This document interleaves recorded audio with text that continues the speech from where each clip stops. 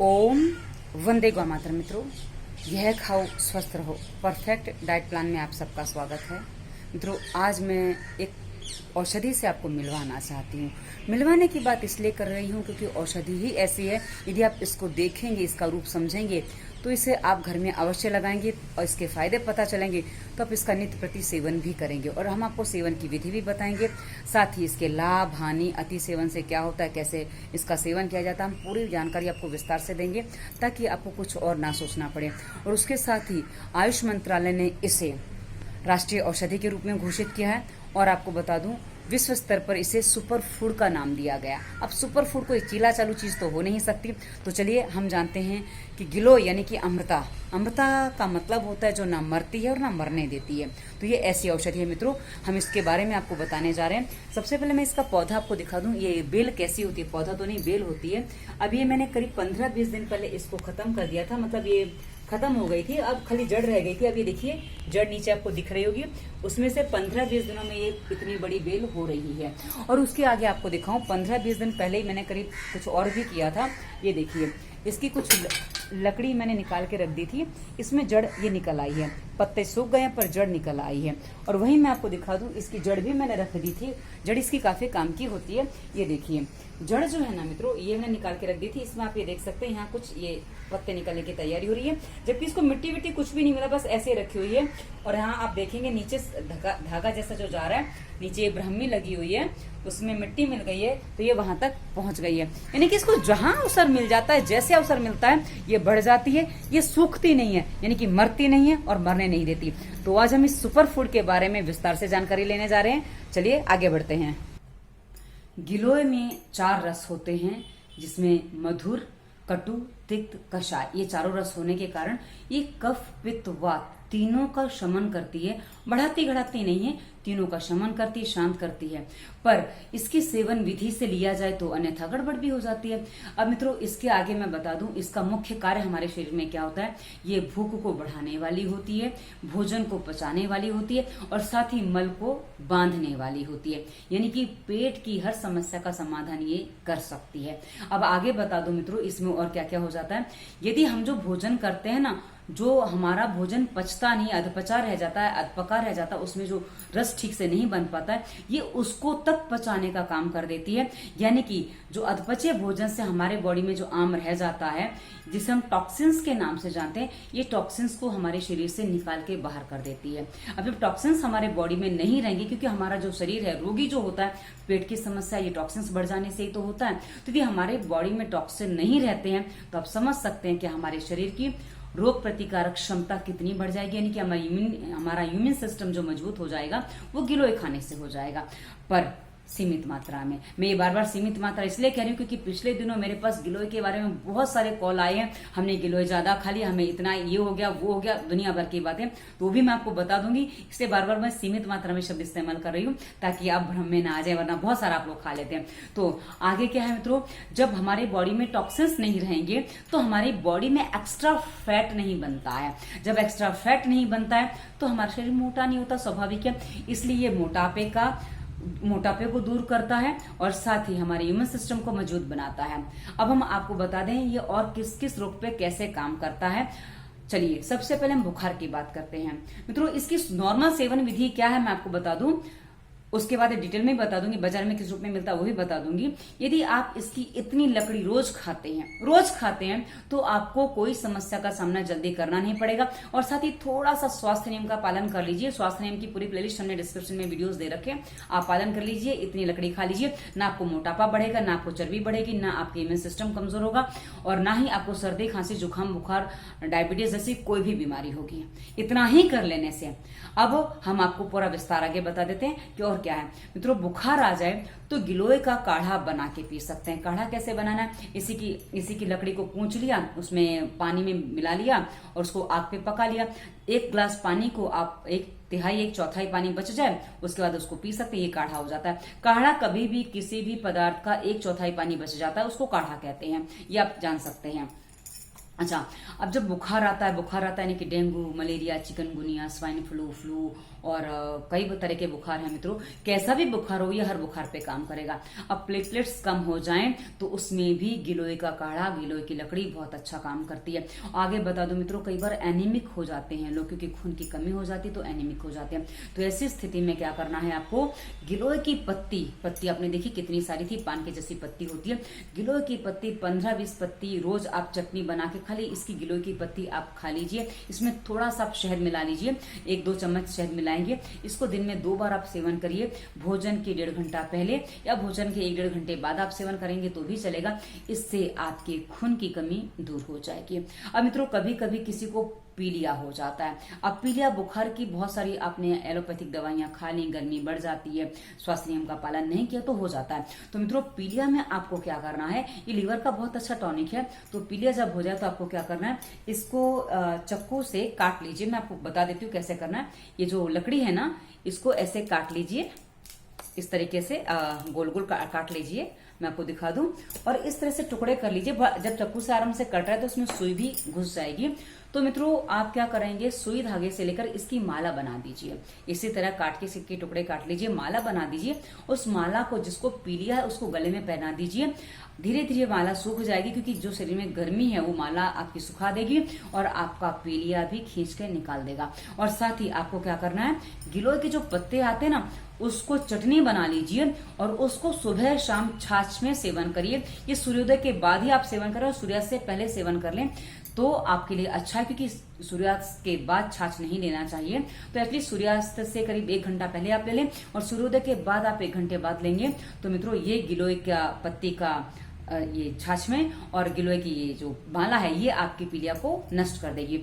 उसके अलावा मित्रों, डायबिटीज हो जाए तो उसमें आप इसको, टमाटर है, सदाबहार है, ये खीरा, करेला, टमाटर का जो जूस बाबा रामदेव बताते ना, उसमें यदि इतनी लकड़ी गिलोय की भी डाल देते हैं तो उसका सबका काढ़ा मिला के आप पी लीजिए। ये आपके खून में, ब्लड में शर्करा की मात्रा को, यानी कि जो शुगर की मात्रा होती है उसको कम करता है, जिससे आपका ब्लड शुगर लेवल नॉर्मल कम हो जाता है, जिससे आपकी डायबिटीज में काफी आराम मिलता है। पर इसके लो होने से और भी समस्या हो जाती है। यदि ब्लड शुगर लेवल ज्यादा कम हो जाता है तो उससे वीकनेस भी आ जाती है, उस पर हम बाद में चर्चा करेंगे। तो चलिए आगे बढ़ते हैं। उसके अलावा यदि आपको लीवर की प्रॉब्लम है, जैसा कि पीलिया हमने बता दिया, पर लीवर की बहुत सारी और भी प्रॉब्लम होती है, उसके अलावा भूख नहीं लगती है, तो ऐसी स्थिति में आपको क्या करना है, गिलोय की एक लकड़ी ले लीजिए, बस थोड़ी बड़ी ले लीजिए। ऐसी स्थिति में, ये थोड़ी बड़ी है, ये मैंने पहले आपको ये दिखाई थी, थोड़ी सी बड़ी है, हाँ, पर 1 उंगली जितनी मोटी होनी चाहिए। जैसा कि मैंने आपको दिखाया, गिलोय मेरी अभी पतली है तो थोड़ी मोटी, इस उंगली जितनी मोटी होनी चाहिए, तो आप उतनी गिलोय ले लीजिए। करीब एक लकड़ी करीब 8-10 इंच ले लीजिए, 8-10 इंच की है ये लकड़ी, वो ले लीजिए। उसमें आपको 2 ग्राम आजमोद मिलाना। आजमोद हरी धनिया जैसा पत्ता होता है, उसको ले लीजिए 2 ग्राम, और उसमें आपको दो छोटी पिपली मिलानी है और 2 डंडी आपको लेनी है नीम की पत्तियां। नीम, जिसमें नीम की पत्तियां लगी होती है ना, वैसी 2 डंडी ले लीजिए और ये पत्ती निकाल लीजिए। और आपको इसको क्या करना है, इसको आपको थोड़ा सा कूट लेना है, हल्का सा दरदरा कूट लेना है। आप गीला ही कूटेंगे चलेगा। और उसके बाद एक मिट्टी का छोटा सा मटका जैसा ले लीजिए, कोई भी बर्तन मिट्टी का ले लीजिए। उसमें आपको क्या करना है, 300 से 400 ग्राम पानी ले लीजिए और उसमें सारी चीजें डाल के रात को रख दीजिए। सुबह खाली पेट इसका सेवन आप कर लीजिए और महीने भर सेवन करिए। इससे आपका लीवर एकदम टनाटन हो जाएगा, लीवर की सारी समस्याएं दूर हो जाएंगी और ये आपको बहुत अच्छा गुण देगा। उसके अलावा जब हाथी पैर हो जाता है, किसी किसी को हाथी पैर हो जाता है, तो हाथी पैर की स्थिति में आपको क्या करना है, ये 10 से 20 ग्राम गिलोय का रस जो है आपको 50 ग्राम सरसों के तेल में मिला के सुबह शाम खाली पेट लेना है। ऐसा करने से यदि आपको ज्यादा हो जाता है सुबह शाम, तो मात्र सुबह ही सुबह लें, शाम को फिर ना लें। तो ये लेने से आपके हाथी पैर में बहुत जल्दी आराम मिलता है। हाथी पैर के लिए हमारी प्लेलिस्ट जटिल रोग में स्वास्थ्य रक्षा चैनल पर हमने और भी वीडियोस दी है, आप देखेंगे, पालन करेंगे तो आप हाथी पैर को अपने पूरा ठीक कर सकते हैं। उसके अलावा इसके जो पत्ते होते हैं ना, इसमें जैसा कि मैंने कहा गठिया के गुण भी, गठिया को भी, वात रोगों का भी शमन करता है। तो मित्रों, हम पत्ते की बात हम पहले कर चुके हैं। गठिया के लिए आपको क्या करना है, इसका सूखा पाउडर आपको बाजार में मिल जाएगा। सूखा पाउडर आप ले आइए, उसको 2 से 3 ग्राम पाउडर आपको सुबह, दोपहर, शाम भोजन के बाद आधा 1 घंटे के बाद आपको इसका सेवन करना। आधा 1 घंटे में आपको मतलब सेवन करना है, 3 बार सेवन करिए। ये आपके जोड़ों के दर्द के लिए बहुत ही अच्छा इलाज है।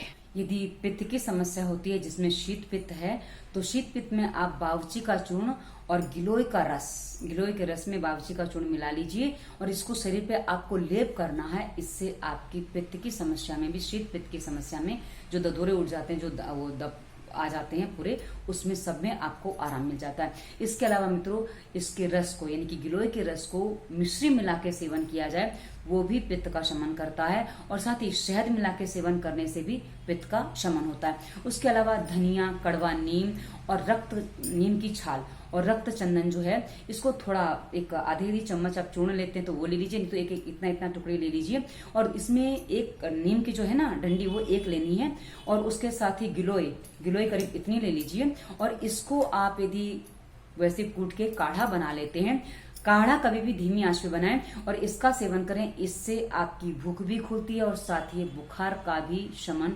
करता है। ये बुखार के लिए बहुत अच्छी औषधि है। और मित्रों, कैंसर जैसे असाध्य रोग यानी कि कैंसर हो जाए, शरीर में कहीं कुछ फोड़ा वगैरह हो जाए, उसके लिए क्या करना होता है?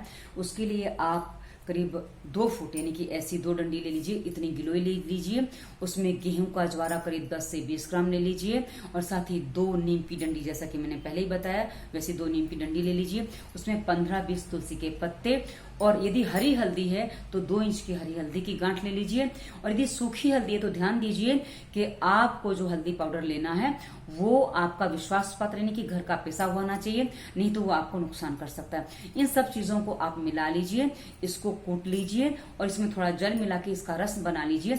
इस रस का आप सुबह शाम दिन में 2 बार सेवन करते हैं, ये आपको कैंसर जैसे बड़े से बड़े रोग से भी बाहर निकाल सकता है।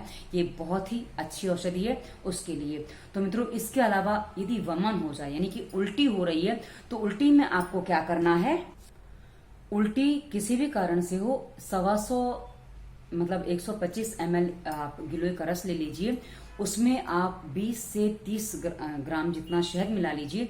इसको पीने से भी उल्टी रुक जाती है और कई बार धूप में घूमने से जो उल्टी होती है उसमें 15-20 ग्राम आप शहद ले लीजिए, गिलोय ले लीजिए, गिलोय का रस ले लीजिए और उसमें मिश्री 1 टुकड़ा मिला लीजिए इतना बड़ा। इसके पीने से भी आपकी उल्टी, पित्त वाली उल्टी भी रुक जाती है। तो मित्रों, गिलोय के हमने आपको काफी प्रयोग बताए हैं और इसके अलावा यदि कोई प्रयोग आपके पास भी हैं जो आपने अपने अनुभूत किए हो, ये हमने जो आपको बताए हैं, ये हम जो लोगों को बताते हैं, साथ ही इनका हमने अनुभव किया है, वो प्रयोग हमने आपको बताए हैं। और मैं आपको बता दूं ये बाजार में किस किस नाम से उपलब्ध है। मित्रों, महासुदर्शन काढ़ा जो है वो भी गिलोय का ही होता है, मेन उसमें गिलोय होता है। उसमें अमृतारिष्ट भी और एक काढ़ा अमृतारिष्ट के नाम से भी आता है, वो भी गिलोय का ही होता है। उसके अलावा बाजार में आपको मिलेगा गिलोय घनवटी, शमशमी वटी, महासुदर्शन घनवटी और उसके अलावा गिलोय रस, गिलोय क्वाथ, ये पतंजलि की चीजें आपको मिल जाती हैं। ये सब आपको बाजार में उपलब्ध हो जाएंगे और बड़ी आसानी से मिल जाएंगे।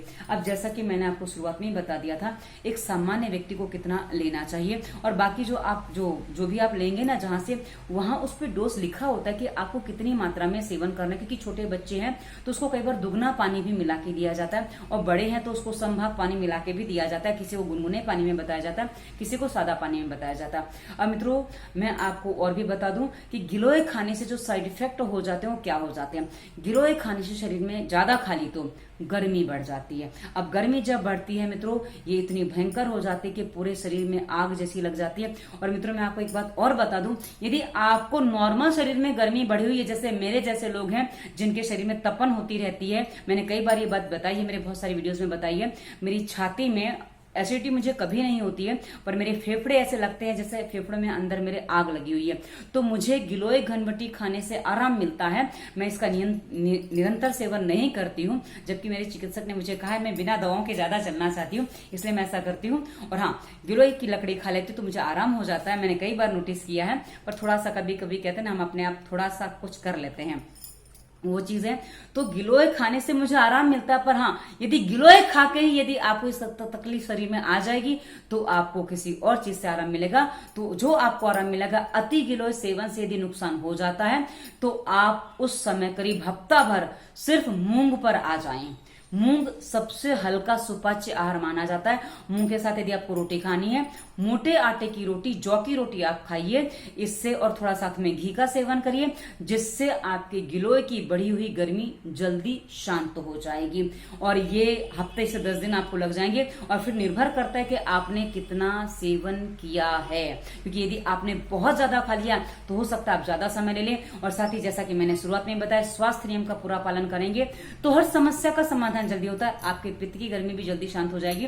पर जैसा कि कहा, मूंग पर आ जाइए, मूंग की सारी चीजें आप लीजिए, मूंग की दाल बना के लीजिए, मूंग का आखी मूंग है उसको हल्का सा ये उबाल के खा लीजिए, सब्जी बनाइए, जैसे भी आपको खाने मूंग खाइए। हाँ, चावल इस समय आप अधिक सेवन ना करें, बस जैसे कहा जौ की रोटी आप खाइए। ये कैसा भी आपका गिलोय खाने से, अधिक खाने से जो समस्या आई है उससे आपको अच्छे से शमन हो जाएगा, आराम मिल जाएगा। तो मित्रों, ये हमने आपको सारी बातें बता दी हैं, और सेवन कितना करना चाहिए वो भी हमने आपको शुरू से ही साथ में बताया। आशा है, और बाकी कुछ चीजें ऐसी होती हैं मित्रों, आशा बाद में लगाती हूँ, बाकी कुछ चीजें ऐसी होती है, आपकी समस्या पर सब कुछ डिपेंड करता है, आपकी प्रकृति पर सब कुछ डिपेंड करता है। यदि आप नाजुक प्रकृति के हैं तो आपको थोड़ी चीज से भी काम हो जाता है, लेकिन आपका कोष्ठ क्रूर है, यानी कि आपका पेट जल्दी साफ नहीं होता है, उसमें क्रूर कोष्ठ हो जाता है, तो ऐसी स्थिति में आपको हर चीज थोड़ा विलंब से असर करती है। तो थोड़ा समय दीजिए अपनी समस्याओं के समाधान के लिए, आप निरंतर सेवन करिए। पर हाँ, इतनी सी बात ध्यान रखिए, आप घर में गिलोय को लगाइए ताकि आपको गिलोय के लिए किसी पर निर्भर ना रहना पड़े, क्योंकि यहाँ भी मैं पतंजलि चिकित्सालय में जाती हूँ, वहां गिलोय कुछ भी नहीं मिलता है, गिलोय का रस भी नहीं मिल पाता है, गिलोय घनवटी भी नहीं मिलती, क्योंकि सबने उसको बहुत ज्यादा बाबा ने कहा है, तब से लोग उसके पीछे पड़ गए हैं, और उसी चक्कर में लोगों ने उसके नुकसान भी उठा लिए। तो मित्रों, आशा है आपको सारे निर्देश क्लियर हो गए होंगे, आपको सारी बातें स्पष्ट हो गई होंगी। और हाँ, इसकी वजह से एक बात और रह गई बताना, जो मैंने लिखी नहीं थी, बाद में याद आ गई है। मित्रों, यदि गिलोय खाने से शरीर में कमजोरी आ गई है, यानी कि क्योंकि जैसा कि मैंने कहा डायबिटीज को लो करता है, डायबिटीज को कम करता है, शर्करा को नियंत्रण करता है, तो यदि आपके ब्लड में शुगर की मात्रा कम हो गई है तो आपको फिर थोड़ा सा शहद का सेवन करना होगा, मिश्री का सेवन करना होगा, इससे आपका थोड़ा लेवल नॉर्मल आ जाएगा। आप चिंता ना करें, सब ठीक हो जाएगा, निर्देशों का पालन करेंगे, सब ठीक हो जाएगा। वीडियो कैसा लगा अवश्य बताइएगा, और क्या आप जानना चाहते हैं वीडियो में कमेंट करके अवश्य बताइए, ताकि हम आपके लिए आगे और भी विस्तार से जानकारी ला सकें। धन्यवाद।